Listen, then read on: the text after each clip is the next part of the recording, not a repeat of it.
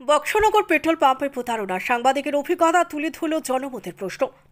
বক্সনগর হাসপাতাল সংলগ্ন Dona petrol pump এজেন্সিতে এক চাঞ্চল্যকর প্রতারণার ঘটনা ঘটে। গণতন্ত্রের চতুর্থ স্তম্ভ হিসেবে পরিচিত এক সাংবাদিক এই প্রতারণার শিকার হন, যা সাধারণ মানুষের নিরাপত্তা এবং সেবা সম্পর্কে গুরুতর প্রশ্ন উত্থাপন করেছে। রবিবার সকাল 10টা নাগাদ বক্সনগর প্রেস ক্লাবের এক সাংবাদিক তার বাইকের জন্য পেট্রোল আনতে ডোনা পেট্রোল পাম্পে যান। 500 টাকার পেট্রোল চাওয়ার পর পাম্প কর্মচারী তাকে 498 টাকার পেট্রোল দেন। সচেতন সাংবাদিক তাৎক্ষণিকভাবে বিষয়টি লক্ষ্য করেন এবং প্রতিবাদ জানান। কর্মচারী পরে এটি ভুল বলে উল্লেখ করেন এবং ক্ষমাও চান। স্থানীয় সূত্রে খবর, পাম্প থেকে পেট্রোল এবং ডিজেল ড্রামে ভরে পাচার করা হয়। রাতে আধারে এই তেল বাংলাদেশে পাচারের অভিযোগ রয়েছে। ডোনা পেট্রোল পাম্পে প্রায়ই পেট্রোলের অভাব দেখা দেয়, পরে খোলা বাজারে চড়া দামে বিক্রি হয় তেল। ডোনা পেট্রোল পাম্পের মালিক অডিন সাহার বিরুদ্ধে বিভিন্ন অভিযোগ দীর্ঘদিন ধরে রয়েছে।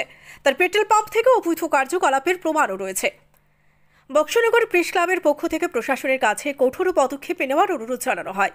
পেট্রোল পাম্পে নিয়মিত পরিদর্শন, পাচার রোধের নিরাপত্তা ব্যবস্থা জোরদার করা, মালিকের বিরুদ্ধে ওঠা অভিযোগের তদন্ত করা। সাংবাদিকদের সঙ্গে এমন প্রতারণা হলে কি হবে সাধারণ মানুষের সুরক্ষার? প্রশাসনের উচিত এই বিষয়ে দ্রুত পদক্ষেপ নেওয়া এবং দুর্নীতির শিকড় উপড়ে ফেলা। এই ঘটনাটি সাধারণ মানুষের স্বার্থ রক্ষায় প্রশাসন এবং আইন শৃঙ্খলা রক্ষাকারী বাহিনীর কার্যক্রমের প্রতি প্রশ্ন তুলেছে। সাংবাদিকের অভিজ্ঞতা সাধারণ মানুষের দুর্ভোগের প্রতিচ্ছবি হয়ে উঠেছে। বক্সনগর থেকে কাউসার আহমেদের রিপোর্ট, নিউজ অবিকল।